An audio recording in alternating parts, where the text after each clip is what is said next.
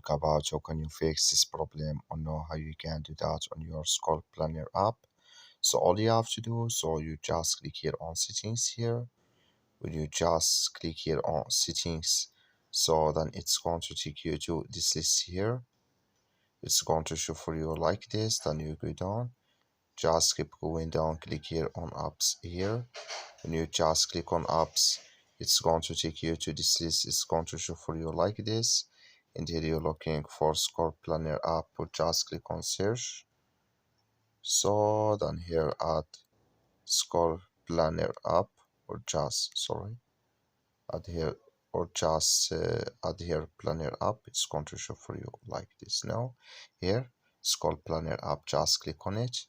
So then it's going to take you to this list. Click on for stop, click on OK. Then you go down, just click on storage. Come to storage list here, just click on clear cache. Then all you have to do, just restart your phone and start it again. Then it's going to work with you.